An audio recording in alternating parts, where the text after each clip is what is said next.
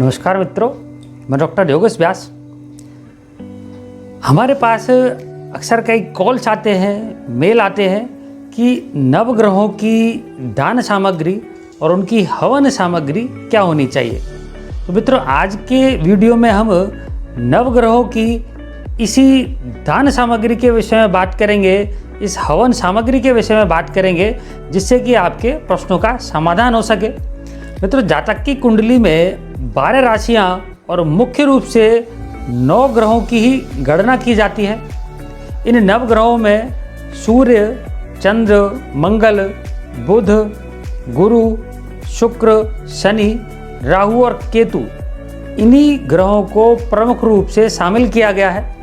किसी भी व्यक्ति के जीवन में घटने वाली सुखद और दुखद घटनाओं के पीछे इन्हीं नवग्रहों के गोचर और दशा अंतर्दशा का विशेष रूप से प्रभाव देखने को मिलता है।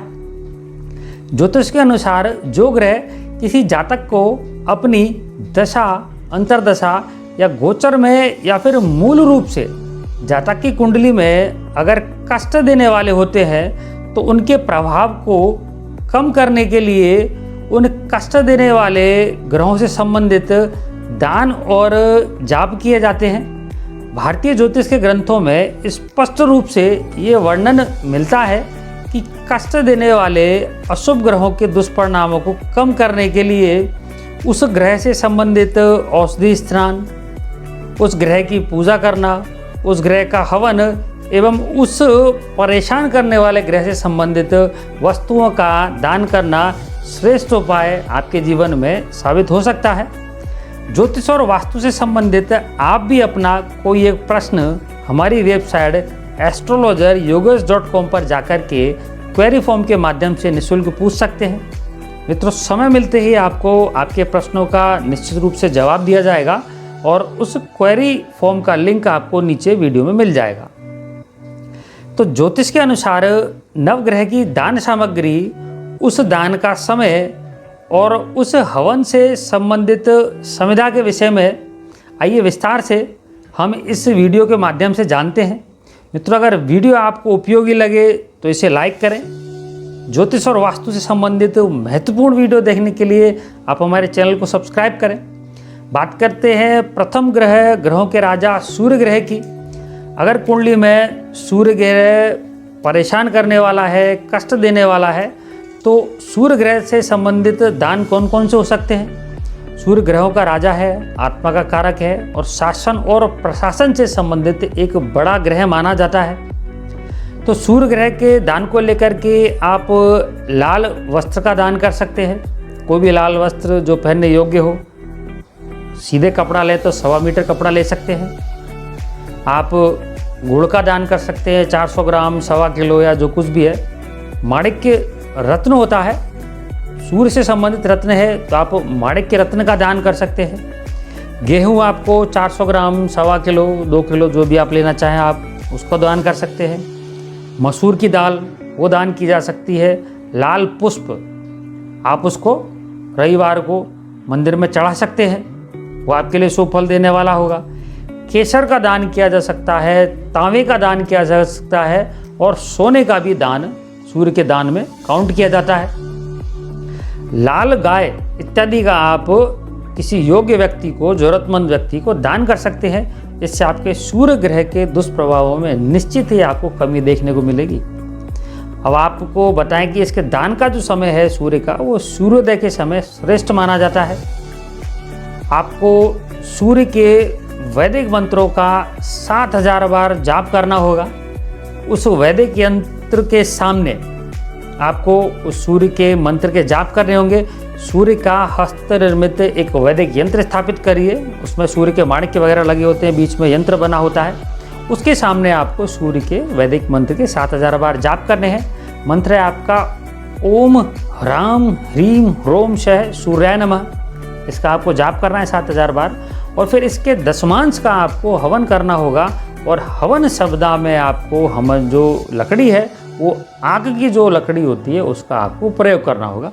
तो निश्चित रूप से आपको सूर्य के दुष्प्रभावों में कमी देखने को मिलेगी।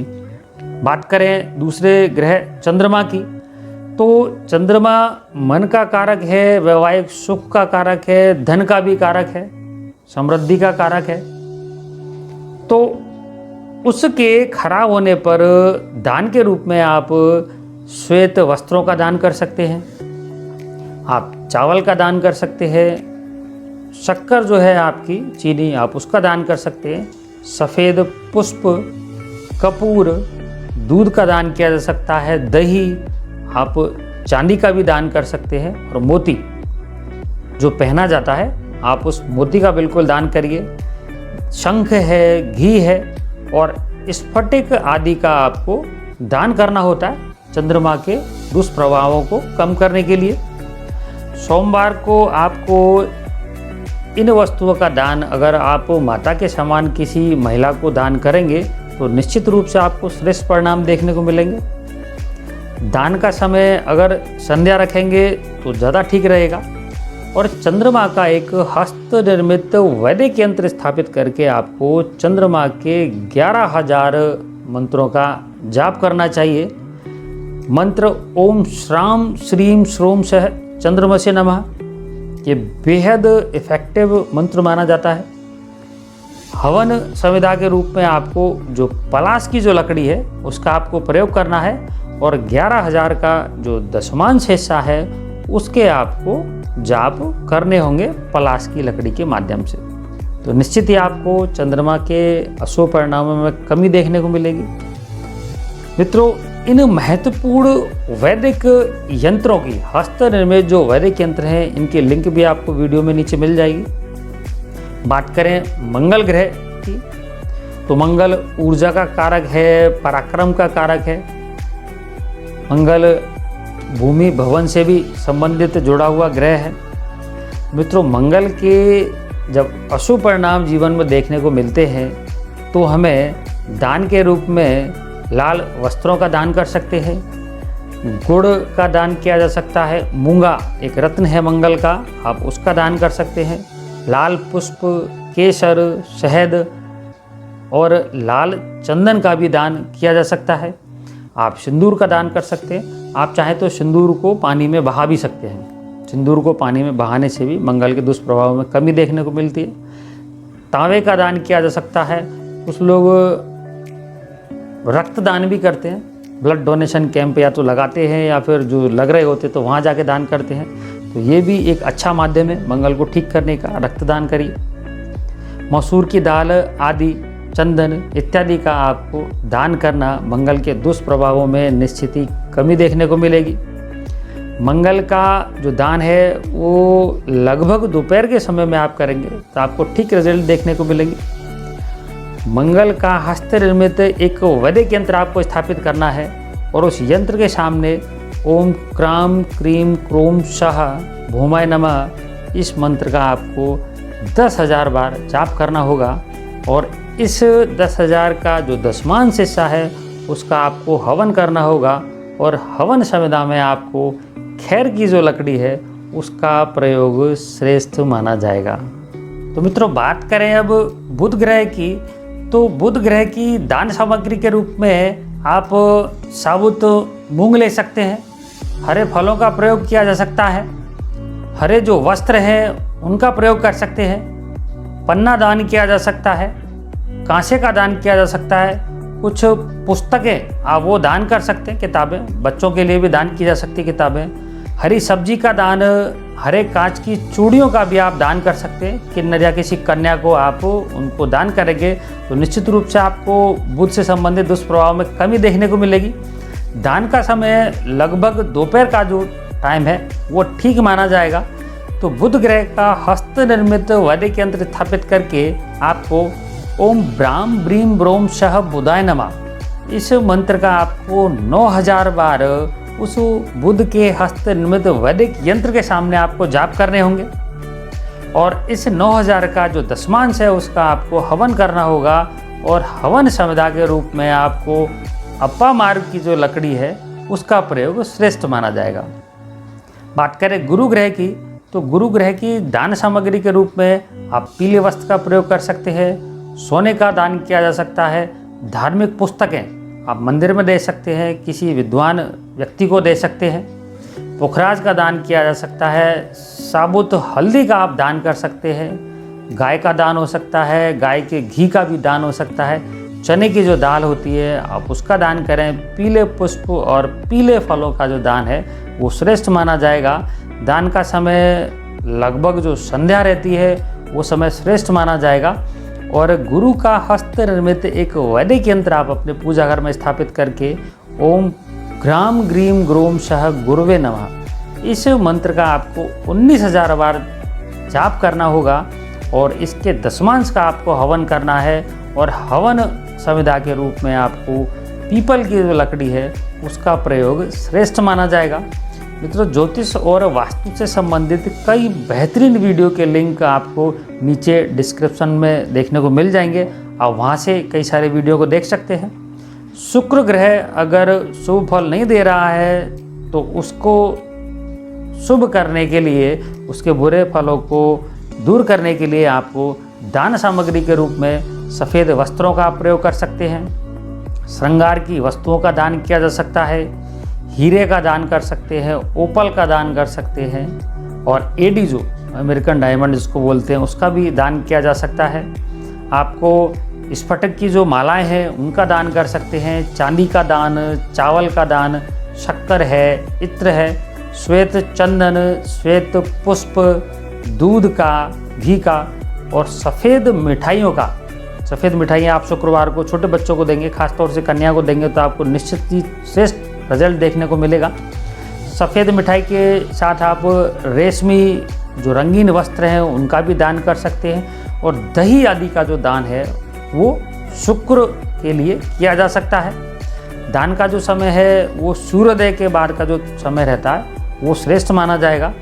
तो शुक्र का हस्त निर्मित एक वैदिक यंत्र स्थापित करके आपको उस यंत्र के सामने ओम द्राम द्रीम द्रोम से शुक्राय नमः, इस मंत्र का आपको 16,000 बार जाप करना होगा।